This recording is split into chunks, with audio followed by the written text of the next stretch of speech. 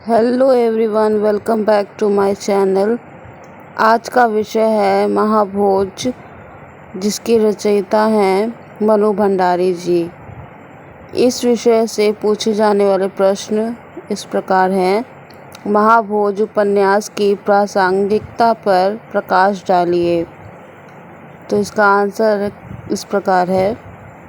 साठोत्तरी कथा साहित्य में मनु भंडारी एक विशिष्ट स्थान रखती हैं। स्वतंत्रता प्राप्ति के बाद आधुनिक हिंदी महिला कथाकारों में मनु भंडारी का स्थान अप्रतिम है। उन कथा लेखिकाओं में मनु भंडारी का नाम सबसे अधिक चर्चित रहा है। उन्होंने जब भी लिखा, नए नए विषयों को चुना, शिक्षित नारी के प्रश्नों को वाणी दी, पति पत्नी के बदलते संबंधों को और अलग अलग प्रकार की समस्याओं को बहुत गहराई तथा बारीकी से चित्रित किया। उन्होंने अपने लेखन में कहानी, उपन्यास और नाटक विधा को ही अपनाया है। मनु भंडारी रचित महाभोज उपन्यास एक राजकीय घटनाओं को प्रस्तुत करने वाला उपन्यास है। उपन्यास में लेखिका राजकीय नेताओं के स्वार्थ, द्वेष और विश्वासघात के अमानवीय पहलुओं को उजागर किया है। इस उपन्यास की मूल समस्या राजनैतिक समस्या है। उपन्यास की कथा वस्तु में लेखिका ने बताया है कि महाभोज एक राजकीय दांवपेची की घटनाओं का उपन्यास है। एक विशेषर नामक दलित युवक की मौत पर सारे राजकीय पक्ष तथा पुलिस विभाग और अखबार तंत्र महाभोज करते हैं और अपने स्वार्थ की पूर्ति करते हैं। महाभोज 9 परिच्छेद 2 में विभक्त है। 159 पृष्ठों में उसके कथानक को समेटा गया है। महाभोज मनु भंडारी का मिश्रित परिवेश से संयुक्त उपन्यास है, क्योंकि उससे जुड़े हुए अधिकांश पात्र नगरीय परिवेश के हैं। घटना स्थल गांव होते हुए भी इस गांव में घटित होने वाली तमाम घटनाओं के कारण पात्र शहरी हैं तथा वहां की गतिविधियों को संचालित करने वाला वह राजनीतिक परिवेश भी नगरीय है। इससे मनु जी की सोच विशालतम होने के संकेत मिलते हैं। राजनीति की विदूषता का चित्रण है हिंदी कथा साहित्य में काफी मात्रा में हुआ है। मनु जी ने एक नया आयाम दिया है।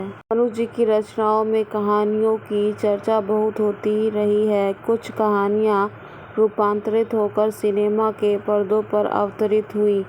इन सब बातों को देखते हुए लगता है कि मनु जी का कहानी का स्वरूप ही बहुचर्चित होने योग्य है, परंतु यह साधारण धारणा मनु जी की रचना में महाभोज उपन्यास में होते हुए भी सफल उपन्यास है। वैसे तो उसके बीज अलगाव कहानी में मिल सकते हैं। लेखिका ने इस उपन्यास में समकालीन राजनीतिक परिस्थितियों का सजीव चित्रण करते हुए अपने दृष्टिकोण का संकेत भी किया है। महाभोज का उद्देश्य बहुमुखी है और वह काल्पनिक न होकर यथार्थ ही जान पड़ता है। सामान्यतः महाभोज की राजनीतिक उपन्यास कहा जा सकता है और उसमें समकालीन राजनीतिक परिस्थितियों का प्रसंगानुसार चित्रण भी किया गया है। आज के युग में चुनाव एक आवश्यक राजनीतिक प्रक्रिया है। प्रस्तुत उपन्यास के माध्यम से इस चुनाव के बीच मानवीय त्रासदी, करुणा और पीढ़ी की नियति की सच्चाई को अभिव्यंजित करने का सशक्त प्रयास लेखिका ने किया है।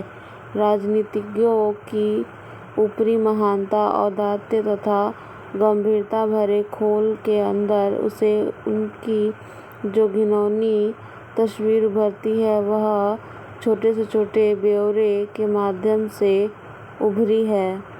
महाभोज घटना प्रधान या चरित्र प्रधान उपन्यास न होकर वातावरण प्रधान उपन्यास है। इस उपन्यास में एक प्रमुख या अधिकाधिक कथा न होकर विभिन्न कथाओं का संगोपन इस तरह किया गया है कि अंत तक पाठक जिज्ञासावश पढ़ता जाता है। महाभोज में निम्नलिखित कथाओं का संयोजन मिलता है। पहली कथा बीसू या विशेषर की कथा। दूसरी मुख्यमंत्री या साहब की कथा, तीसरी सुकुल बाबू की कथा, चौथी शिक्षा मंत्री एवं असंतुष्ट दल के नेता त्रिलोचन की कथा, पांचवा बिंदा एवं रुक्मा की कथा। बीसू या विशेषण पर परंपरागत सामंतवादी तत्वों की आंखों में कांटे की तरह खटकने लगता है, क्योंकि वह पिछड़ी जाति में, विशेषतः हरिजन बस्ती में लोगों में सुपुप्त चेतना को जगाने के कार्य में लगा हुआ था। वह हरिजन बच्चों को पढ़ाता है और गांव के हरिजन मजदूरों को उनके उचित अधिकारों के लिए उन्हें संगठित करता है।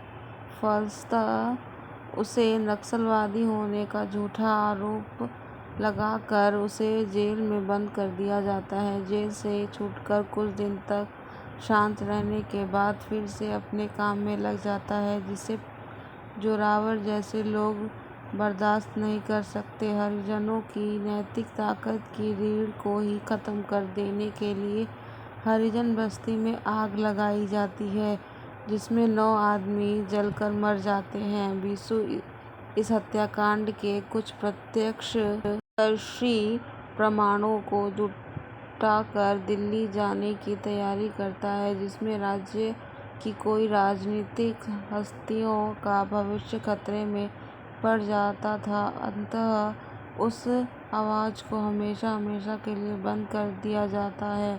बीसू की यह हत्या एक आम घटना बनकर रह जाती है, परंतु सरोहा मत विस्तार में एक उपचुनाव दस्तक दे रहा है। यह उपचुनाव एक प्रतिष्ठा की बैठक के लिए लड़ा जा रहा था। अंततः प्रदेश के मुख्यमंत्री दास साहब तथा विरोधी दल के प्रबल नेता सुकुल बाबू आमने सामने टकराते हैं। राजनीतिक गिद्धों के लिए बीसू की हत्या मौत एक महाभोज का अवसर बन जाती है। मनुजी महाभोज उपन्यास को प्रारंभ से अंत तक पढ़ने पर कहीं भी ऐसा प्रतीत नहीं होता कि उसमें अवास्तविक प्रसंगों का चित्रण हुआ हो।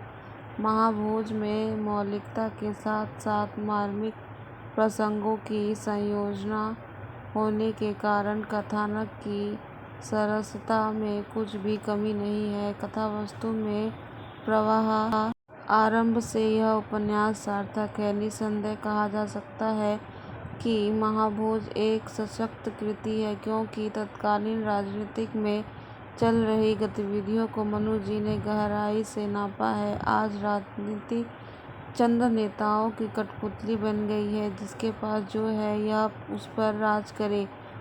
इसी बात का यथार्थ चित्रण महाभोज उपन्यास में हुआ है। महाभोज कल की और आज की राजनीतिक विदुषता और गतिविधियों का लेखा जोखा दस्तावेज है।